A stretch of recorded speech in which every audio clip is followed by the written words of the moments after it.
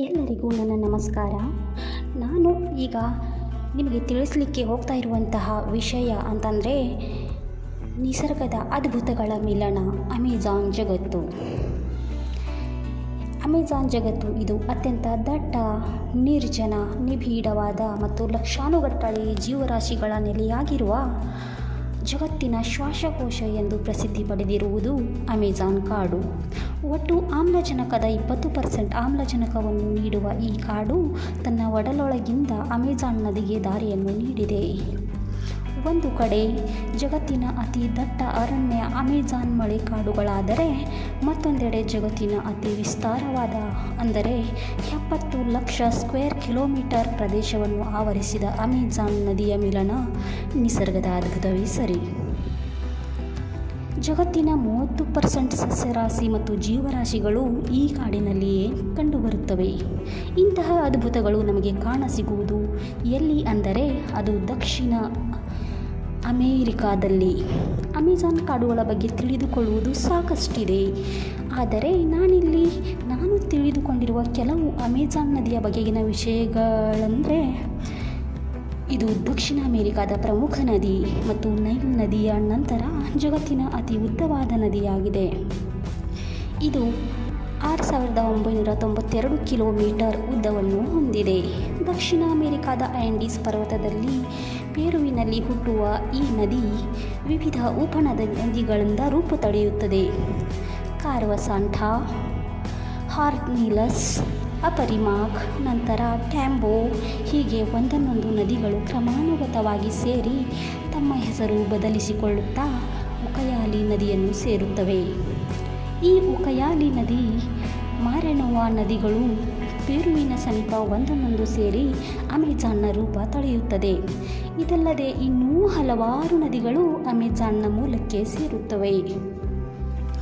ಈ ನದಿಯ ಉದ್ದ ಅಷ್ಟಿಷ್ಟಲ್ಲ, ಇದು ವಿಸ್ತಾರವಾದ ದಕ್ಷಿಣ ಅಮೆರಿಕಾವನ್ನು 2 ಭಾಗಗಳಾಗಿ ವಿಭಾಗಿಸಿ 1 ಕಿಲೋಮೀಟರ್ದಿಂದ 10 ಕಿಲೋಮೀಟರ್ ಅಗಲವಾಗಿ ಮತ್ತು ಮಳೆಗಾಲದಲ್ಲಿ 50 ಕಿಲೋಮೀಟರ್ ಅಗಲವಾಗಿ ಹರಿಯುತ್ತದೆ. ಇದು Peru, Colombia, Venezuela, Brazil, Ecuador, Bolivia, Guyana, Suriname, French ಗಯಾನಾಗಳಲ್ಲಿ ತನ್ನ ವ್ಯಾಪ್ತಿಯನ್ನು ಹೊಂದಿದೆ. ಪೂರ್ವಾಭಿಮುಖವಾಗಿ ಹರಿಯುವ ಈ ನದಿ ಸೇರುವುದು ಪೂರ್ವ ಬ್ರೆಜಿಲ್ನ ಅಟ್ಲಾಂಟಿಕ್ ಮಹಾಸಾಗರದ ಪ್ರದೇಶದಲ್ಲಿ. ವಿಶಿಷ್ಟವೆಂದರೆ ಈ ನದಿಯು ಸಾಗರಕ್ಕೆ ಸೇರುವ ಸಿಹಿನೀರಿನ ಪ್ರಮಾಣ ಊಹೆಗೂ ಮೀರಿದ್ದು. ಇದು ಪ್ರತಿ ಸೆಕೆಂಡಿಗೆ 3 ಲಕ್ಷ ಘನಮೀಟರ್ನಷ್ಟು ಸಿಹಿ ನೀರನ್ನು ಸಾಗರಕ್ಕೆ ಸೇರಿಸುತ್ತದೆ. ಪ್ರವಾಹದ ಸಮಯದಲ್ಲಿ ನದಿ ಸಾಗರಕ್ಕೆ ಸೇರುವ ಸ್ಥಳದಲ್ಲಿ 100 ಕಿಲೋಮೀಟರ್ನಷ್ಟು ಸಾಗರದ ನೀರನ್ನು ಹಿಮ್ಮೆಟ್ಟಿಸುವ ಸಾಮರ್ಥ್ಯವನ್ನು ಹೊಂದಿದೆ ಈ ನದಿ. ಇದರಿಂದ ತಿಳಿಯಬಹುದು ನದಿ ನೀರಿನ ಪ್ರಮಾಣ ಮತ್ತು ರಭಸ ಎಷ್ಟಿದೆ ಎಂದು. ಸುಮಾರು 5.5 ಮಿಲಿಯನ್ ಕಿಲೋಮೀಟರ್ ಸ್ಕ್ವೇರ್ಗಳಷ್ಟು ಅಗಾಧ ಸಸ್ಯ ಸಂಪತ್ತು ಅಂದರೆ ದಟ್ಟ ಅಮೆಜಾನ್ ಅರಣ್ಯ ಈ ನದಿ ಪಾತ್ರದಲ್ಲಿದೆ. ಇದು ಜಗತ್ತಿನ ಅತಿ ಹೆಚ್ಚು ಮಳೆ ಬೀಳುವ ಕಾಡು. ಇಲ್ಲಿ ಅಸಂಖ್ಯಾತ ಪ್ರಾಣಿವರ್ಗ, ಸಸ್ಯವರ್ಗ, ಸರೀಸೃಪಗಳು, ಸಸ್ತನಿಗಳು, ಜಲಚರಗಳು, ಕೀಟಗಳು, ಉಭಯವಾಸಿಗಳು, ಪಕ್ಷಿಗಳು ಹಾಗೂ ಅಸಂಖ್ಯಾತ ಬಗೆಯ ಜೀವರಾಶಿಗಳು ಕಾಣಸಿಗುತ್ತವೆ. ಇಲ್ಲಿ ಜನವಾಸದ ಬಗ್ಗೆ ನೋಡುವುದಾದರೆ ನದಿ ಪಾತ್ರದ ಒಳಗಡೆ ಜನರು ವಾಸಿಸುವುದು ಅತಿ ವಿರಳ. ಅಮೆಜಾನ್ ನದಿ ದಡದ ಪ್ರಮುಖ ನಗರಗಳಲ್ಲಿ ಹೆಚ್ಚು ಜನಸಂಖ್ಯೆ ವಾಸಿಸುವುದನ್ನು ನಾವು ಕಾಣಬಹುದು. ಇಲ್ಲಿ ವಾರ್ಷಿಕ ಸರಾಸರಿ ತಾಪಮಾನ 25ರಿಂದ 28 ಡಿಗ್ರಿ ಸೆಲ್ಸಿಯಸ್ ಇರುತ್ತದೆ. ಇಲ್ಲಿ ಸಾವಿರಾರು ಭಾಷೆಗಳಾಡುವ ಜನರಿದ್ದಾರೆ. ಕೆಲವು ಭಾಷೆಗಳು ಅಳಿವಿನಂಚಿನಲ್ಲಿವೆ, ಆದರೆ ಹೆಚ್ಚು ಮಾತನಾಡುವ ಭಾಷೆ ಎಂದರೆ ಪೋರ್ಚುಗೀಸ್ ಮತ್ತು ಸ್ಪ್ಯಾನಿಷ್. ಒಂದು ಅಂದಾಜಿನ ಪ್ರಕಾರ 400ಕ್ಕೂ ಹೆಚ್ಚಿನ ಬುಡಕಟ್ಟುಗಳು ಈ ನದಿ ಪರಿಸರದಲ್ಲಿ ವಾಸಿಸುತ್ತವೆ. ಗಮನಕ್ಕೆ ಬರದ ಇನ್ನೂ ಹಲವಾರು ಜನಾಂಗಗಳು ಇಲ್ಲಿವೆ. ಜನಸಂಪರ್ಕವಿಲ್ಲದ ಹಲವಾರು ಬುಡಕಟ್ಟುಗಳಿಗೆ ಭೇಟಿ ನೀಡಲು ಹೋದ ನಮ್ಮ ಜನರು ಅವರಿಂದ ಸಮಸ್ಯೆಗಳಿಗೆ ಸಿಲುಕಿ ಹಾಕಿಕೊಂಡಿದ್ದೂ ಇದೆ.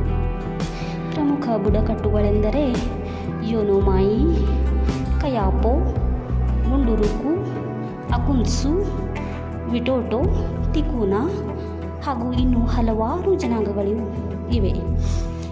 ಹಾಗೂ ಅಮೆಜಾನ್ ನದಿ ಪ್ರದೇಶದ ಭೂಮಿ ಫಲವತ್ತಾಗಿದ್ದು ಕೃಷಿಗೆ ಉಪಯುಕ್ತವಾಗಿದೆ. ಕಾಡು ಕಡಿತ ಹಾಗೂ ಇನ್ನೂ ಹಲವಾರು ಮನುಷ್ಯ ನಿರ್ಮಿತ ಕಾರಣಗಳಿಂದ ಇಲ್ಲಿನ ಕಾಡು ನಾಶವಾಗುವುದನ್ನು ನಾವು ತಡೆಯಬೇಕು.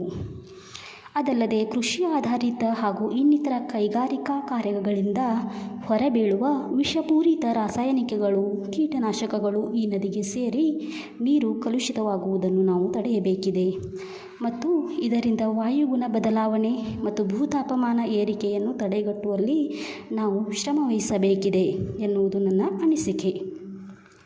ನಾನು ಈ ವಿಷಯಗಳನ್ನು ನನಗೆ ಸಾಧ್ಯವಾದಷ್ಟು ಸ್ವಂತ ಪ್ರಯತ್ನದಿಂದ ಸಂಗ್ರಹಿಸಿ ತಿಳಿದುಕೊಂಡಷ್ಟು ನಿಮಗೆ ಹೇಳಲು ಪ್ರಯತ್ನಿಸಿದ್ದೇನೆ.